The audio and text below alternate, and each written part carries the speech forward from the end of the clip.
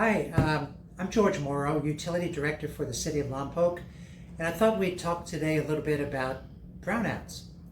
Uh, the hot weather in California at the moment has reduced the amount of available electric power for serving customers, and the statewide agency that administers the electric grid, called the Independent System Operator, or ISO, is putting out alerts as we speak, as I'm doing this video, that rotating brownouts may be necessary in California.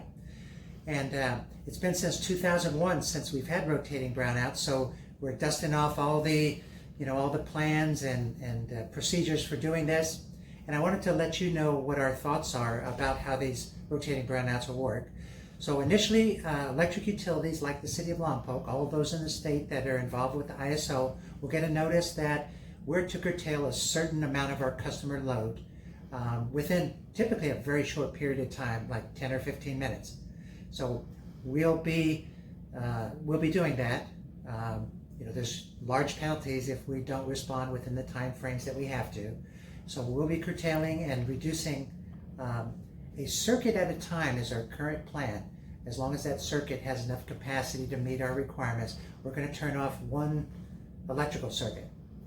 And then we're intending to keep that electrical circuit off for about an hour, in which case then we'll rotate and we'll turn off another electrical circuit and turn that one back on. And then we'll keep going until that independent system operator, or ISO, tells us that everything is fine. Typically the hours where we might have to do this would be somewhere in the 3 or 4 p.m. till about 9 or 10 p.m. So those are the hours where we have the highest electrical demand in California, and the hours where we might have some limited resources. And it's also, as you know, smoking hot during that time frame. So that could happen today. As we're making this video, it's about 4 p.m. We haven't gotten notice yet that we're needing to do this, but it could happen at any time.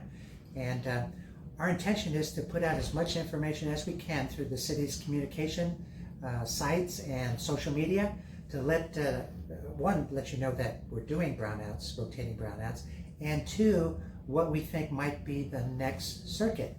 So we think that'll be something that the community will appreciate.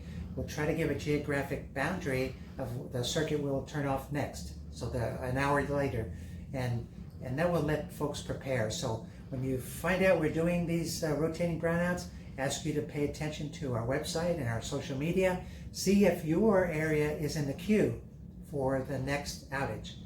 And during that outage, I guess the main things are just keep your refrigerator and freezer closed, maintain as much cooling as possible.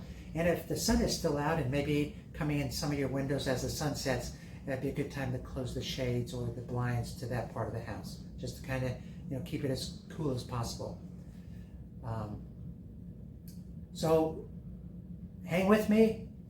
These are trying times for the state. I think the electric utilities, we don't like having to do these rotating brownouts. We pride ourselves on having enough electricity for all of our customers, but this is a very, very rare circumstance, as we have one of the hottest heat waves that the state has seen in many, many years.